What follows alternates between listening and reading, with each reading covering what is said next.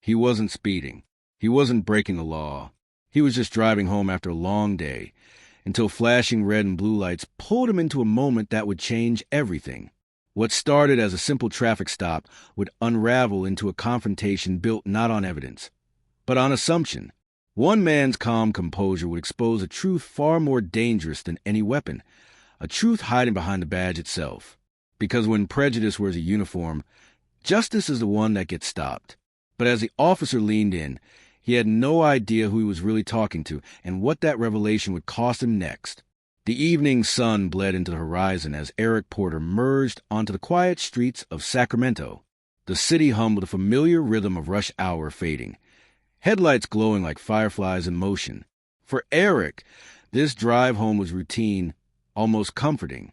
His briefcase sat in the passenger seat, filled with reports from another long day at the department. He liked his job. The quiet responsibility of ensuring the badge still meant something. To most, he was just another man in a suit on his way home. But beneath that calm exterior was someone who carried the weight of accountability, someone who'd seen how easily power could twist into prejudice. As he slowed at a red light, the faint reflection of flashing lights appeared in his rear-view mirror. A cruiser, approaching fast. He exhaled, steady but weary. Not again, he thought, because for men like Eric, even the most ordinary nights could turn into something else entirely. And this time, it would. The officer's siren wailed for only a few seconds before cutting off, but at Eric, it echoed like a warning. He eased his car to the shoulder, the glow of the setting sun washing the asphalt in gold. In the mirror, he watched the figure step out of the cruiser. Officer Bradley Larson. The man's walk was heavy with authority, his posture the kind that spoke more control than duty. Eric rolled down his window, calm but alert as Larson approached. The air between them felt thick, charged with something unspoken. What began as a simple stop quickly shifted. The officer's eyes lingered too long, scanning Eric as if searching for a reason to justify suspicion.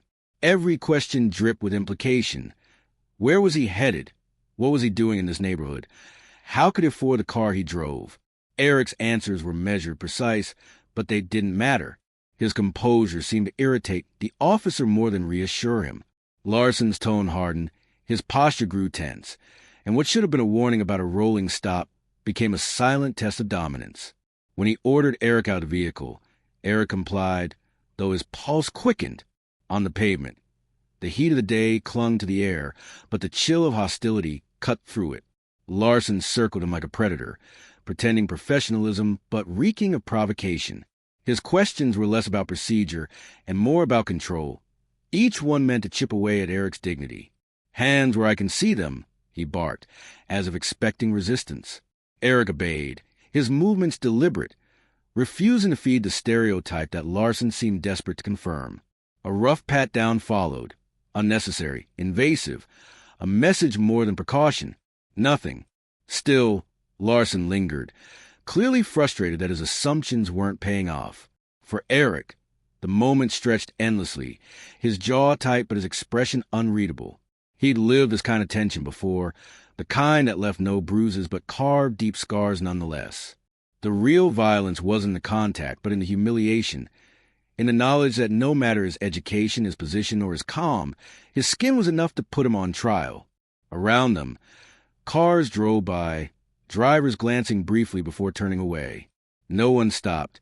No one ever did. Larson's confidence faltered for a moment as he searched for something to justify his aggression, his eyes darting to the suit, the watch, the calm defiance that didn't fit the story he'd already written in his mind. "Were you some kind of lawyer?" he muttered, half mocking, half curious. Eric said nothing. His silence was power, dangerous to someone who thrived on control. The officer's jaw tightened. He stepped closer, his voice dropping, the tone dripping with resentment. He wanted fear, apology, surrender, but Eric gave him none. The air crackled with a quiet standoff, an invisible line neither man could cross without consequence. And yet, beneath Eric's restraint, something else stirred, not fear, but resolve. He knew what was happening wasn't about a stoplight or a citation. It was about bias, about authority unchecked, about a system that taught men like Larson that suspicion was their right and accountability was optional. The longer the silence stretched, the more the power shifted. Larson's certainty began to crumble, replaced by unease he couldn't explain. Eric's eyes didn't waver, and for the first time, Larson looked away. But pride wouldn't let him back down. He reached for his belt, his hand twitching near the holster. A silent threat, a reminder of who held the weapon. Eric didn't flinch. He simply asked, with quiet authority, if there was anything else the officer needed. The words, calm but sharp, broke through Larson's facade like a crack in glass. The officer stepped back, his composure slipping. Something in Eric's presence unsettled him, not defiance, but something else, something that didn't fit the image he'd built of the man standing before him. The truth was closer than he realized, but he couldn't see it yet, not until Eric decided it was time.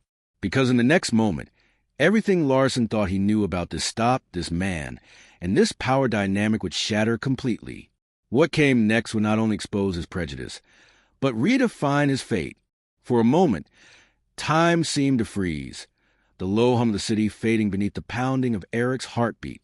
Officer Larson's hand hovered near his weapon, the tension sharp enough to slice through the air. Every muscle in Eric's body urged him to stay still, to breathe, to survive this moment that had claimed too many before him. He could see it in Larson's eyes, the flicker of uncertainty battling with pride. Fear masked his authority. The officer's voice trembled ever so slightly as he demanded compliance for a rule Eric hadn't broken, for a threat that didn't exist. And in that split second, Eric made a choice. Not to cower, not to run, but to reveal the truth that would turn this entire encounter upside down. Slowly, he reached for his inside pocket, his movements deliberate, his voice steady. "I'm reaching for my badge," he said, watching Larson's hand twitch on his holster. The officer hesitated, eyes narrowing in confusion. Then Eric pulled it out, gleaming under the fading light, the gold emblem of internal affairs. His name engraved beneath it, Eric Porter, head of Internal Affairs, Sacramento Division. The silence that followed was deafening. Larson's face drained of color, his posture stiffening as the realization hit. The man he'd profiled, humiliated, and treated like a suspect wasn't just any citizen. He was a man who decided the fate of officers like him. Eric didn't raise his voice. He didn't have to. His calm carried more weight than any accusation. "Now," he said quietly, his tone firm but composed, "do you still believe I fit the description?" The question landed like a hammer, shattering the fragile illusion of control Larson had clung to. The officer's mouth opened, but no words came, only a shallow breath and the visible tremor of someone facing the truth they'd spent their life ignoring. The balance of power had flipped completely, and Larson stood there, stripped of his authority, his badge suddenly feeling heavier than ever. The irony burned. He'd spent the entire stop searching for something incriminating, never realizing the real judgment was his own. Eric's gaze didn't waver, piercing through the silence like a verdict. "The problem," he said, voice low and unwavering, "isn't the badge. It's the person behind it." For the first time, Larson looked small, his confidence gone, replaced by shame and fear. Around them, the air felt different, charged with the weight of accountability. This wasn't just a traffic stop anymore. It was a mirror held up to a broken system. The uniform that once symbolized protection had become a mask for prejudice, and now that mask had been ripped away. Larson stepped back, his hands trembling as he handed Eric's documents back. He wanted to apologize, to justify, but there were no words that could fix what had just happened. Eric took his things, his expression unreadable, but his silence spoke volumes. He turned to his car, the setting sun casting a long shadow across the road, a visual echo of the truth that had just been exposed. Larson stood frozen, the siren lights flickering faintly against his pale face, his career, his conscience, his entire sense of self teetering on the edge of collapse. Eric paused before opening his door, looking back one last time, not with anger, but with the calm gravity of a man who understood that this was bigger than either of them.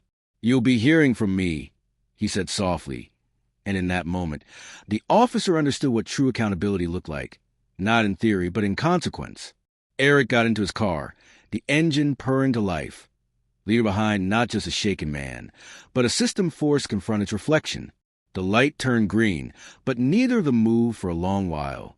Because some truths don't let you drive away. They follow you. And for Eric, this was only the beginning of what would come next. Eric drove home in silence that night, the rhythm of his tires on the asphalt almost hypnotic.